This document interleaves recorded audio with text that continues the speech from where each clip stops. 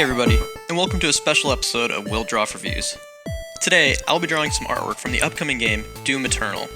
This game is the follow-up to id Software's 2016 Doom, which is one of my favorite games of all time. I think the art direction for both of these games has been absolutely superb. If I were to sum this game up in one word, it would just be straight metal. This game is metal as hell, and is just the ultimate power fantasy. The art director for this game is Hugo Martin, who's just basically a straight-up gangster in the concept art world. He did work on Pacific Rim, and he's also done some stuff like matte paintings for Halo Wars. So he's basically a legend who's running this thing.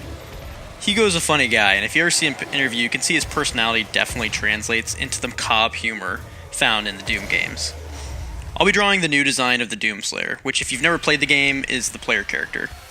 I'll be discussing why certain design choices were made, and I'll go over how Hugo's design philosophy for the game impacted the visual changes of this character, and vice versa. I'm leaving links to the trailer in the description as well as the no-clip interviews with Hugo.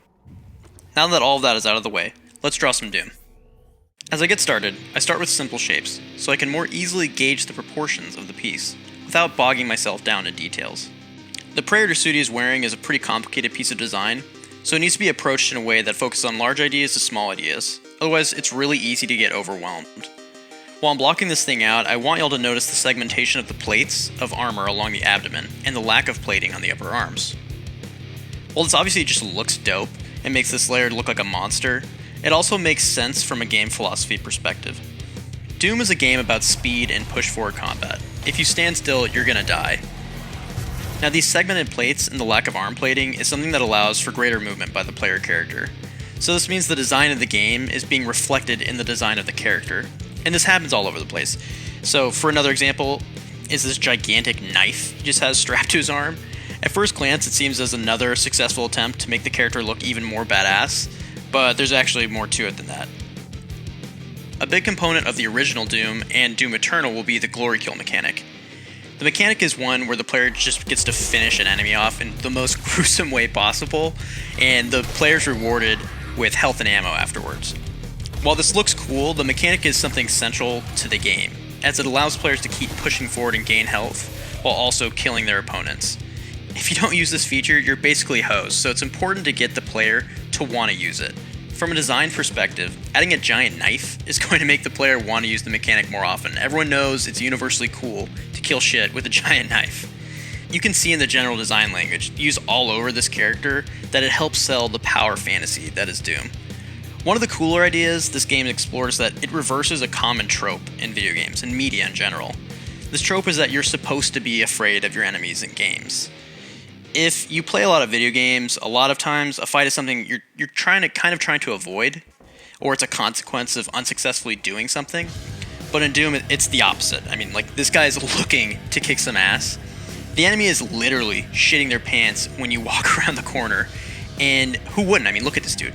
Look at these design choices. Okay, the Slayer is beyond yoked. I mean, he's covered head to toe in some of the most menacing looking armor in video game history. And the blank, expressionless look the helmet gives is just haunting. All these things seem like no-brainer design choices.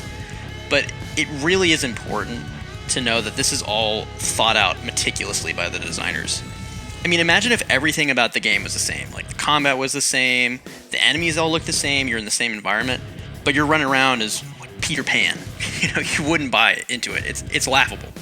But the design they came up with for the Slayer absolutely puts you in the shoes of someone who's about to kick some ass. I think why I appreciate this game so much is because you can tell the designers are constantly checking to see if what they are creating is selling the idea of their game. That is your job if you are a concept artist or working in commercial art in general.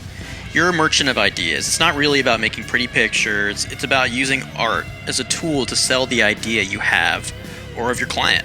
And I think Doom is an example of some artists who really just nailed that job. Now I'm just going to finish up here and fill this thing with color, and we should be done.